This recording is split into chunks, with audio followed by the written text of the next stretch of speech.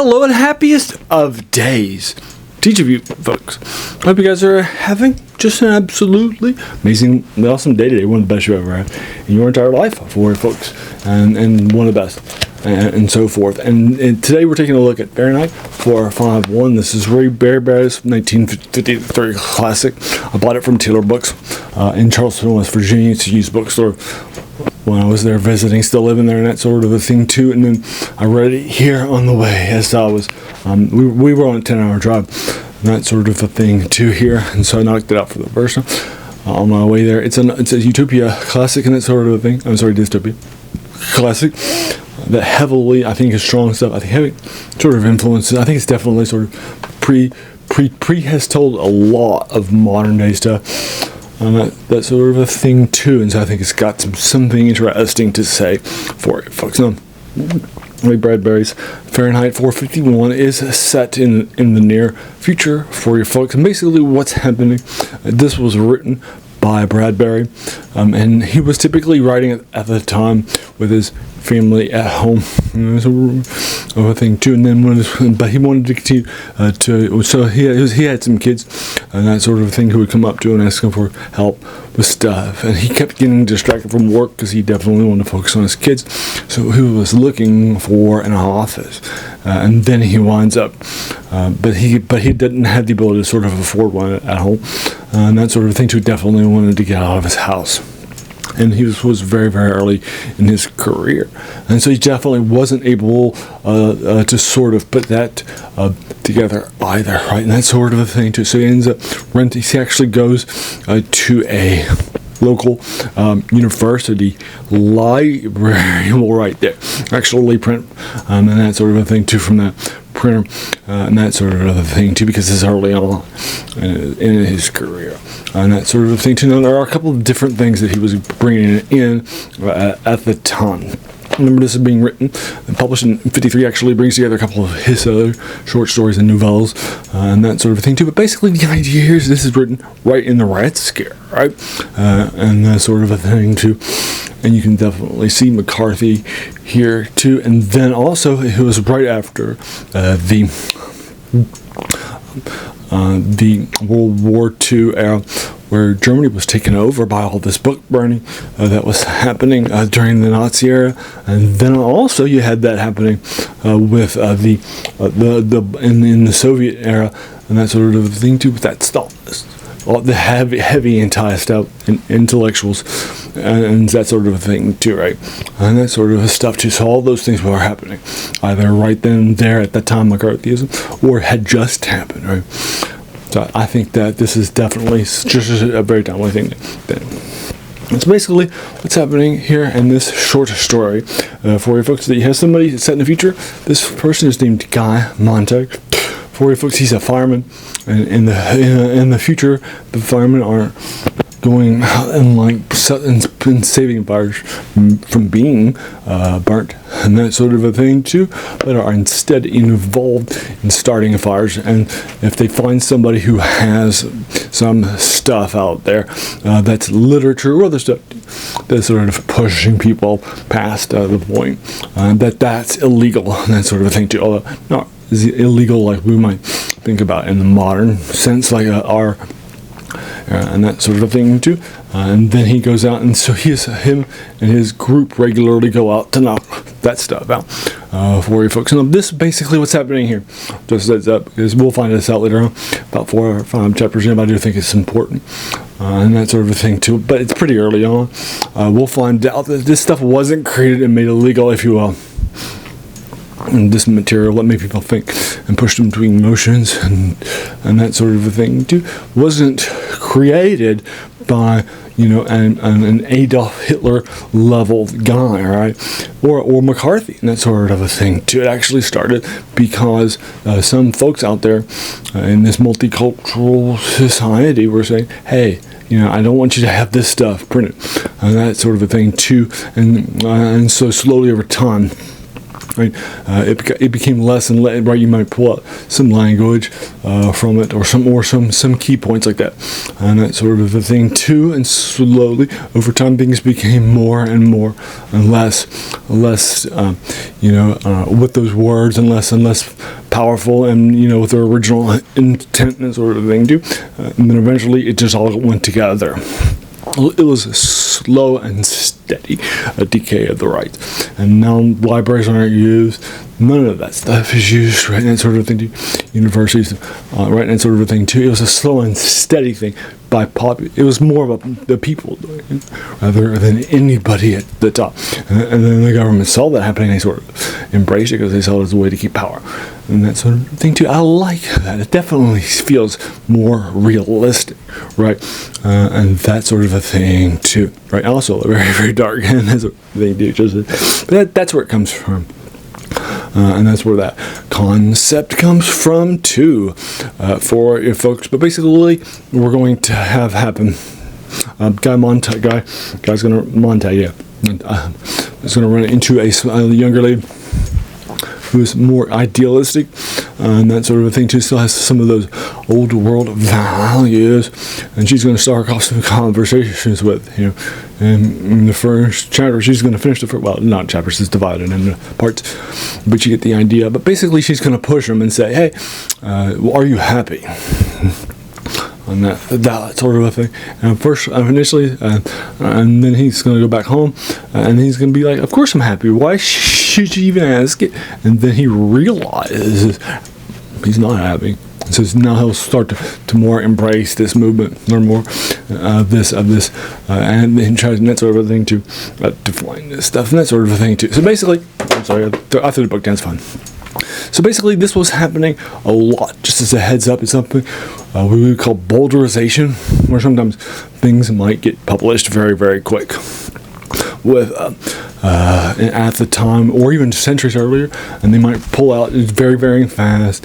They might change some stuff out, pull out language that might offend people, from curses to other stuff too, and that sort of a thing too. And we would call it boulderization, if I recall it correctly, if you look it up in Wikipedia and stuff like that too. So you can definitely see that stuff happening at the time. One of the things that actually gets banned is the Bible, too. Sort of a thing, too. There is an official version that changes a lot of stuff out from the folks, and that sort of a thing too. And so I think that's fun, and that sort of a thing too. I don't think it's fun in that sense. I think it's interesting, and that sort of a thing too. And actually, Montag, he will actually read and remember the book of Ecclesiastes, if I remember correctly, which reminded me of the short story Rose for Ecclesiastes, which is also sort of a great short story in this era. It's actually in the Sci-Fi Hall of Fame, and it's by Roger Zelazny, and that sort of thing too. So I think it's a very, very nice little cross-pollination here, and that sort of a thing too. But you can definitely see this as influence on these sorts of things, right? And that sort of a thing too, right? And today, with all of our folks moving to censor things in school and libraries, both students and outside of it too, and that sort of a thing too, this definitely feels, and that sort of a thing too, not coming, from official people, and that sort of a thing too, or laws, but just kind of this, it definitely feels like this is something that's happening right now. And actually, the author, Bradbury, will share a short story later on. And he's asked to have this work, one of his short stories that was published after this got popular, and that sort of a thing too. Yeah, he was actually asked and it was going to be in a collection of like 500 short stories. It's like how would you have a collection of 50? I could get but 500, but they were going to pull out like lots of this stuff and sort of simplify. And that sort of a thing too. And he actually had some students. This novel has a lot of curse language in it. Nothing else. It just has a lot of curse language in it. There's no sex scenes, nothing like that. And that sort of a thing too. But basically, what's happening there? He actually will. He had some students because they would be reading it in like colleges, high schools, and that sort of thing too, with most of the curse words removed, and they would write to him and say, "So I just think it's funny." A book about why we shouldn't censor things. There's censorship, that sort of a thing too, right? I think yeah. So there's a lot of stories like that too.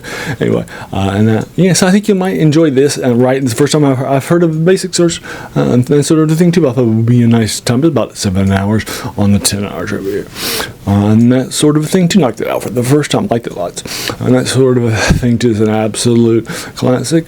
It puts all the dystopia all up and down on Baps in some great ways.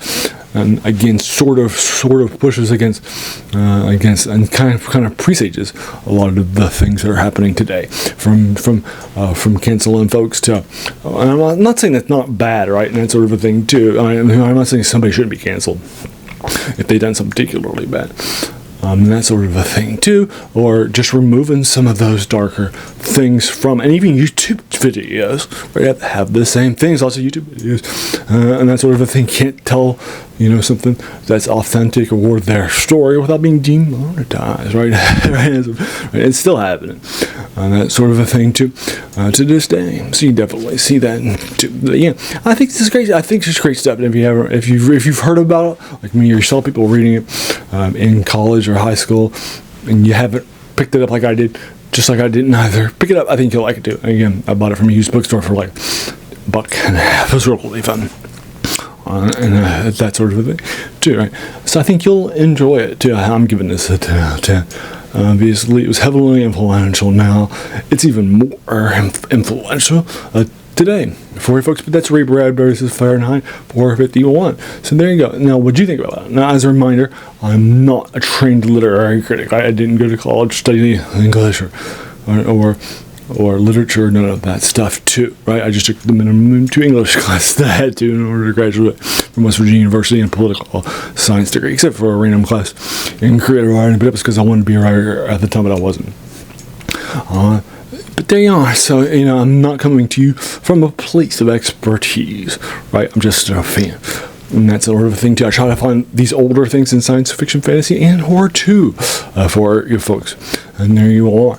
And then I also try to do, when I have a chance to, and I don't know how much will be after this job is started, and that sort of a thing too, because the demands are different, and that sort of a thing too. And I will always have my lunches free to do reviews, recordings, and that sort of a thing. Just that, but hopefully we'll be doing tabletop RPGs or battle like Dungeons and Dragons or war games like BattleTech on Monday, or video game reviews on Wednesday, older serial Saturdays on Saturday, which are older movie serials, and then older top 10s on Friday too.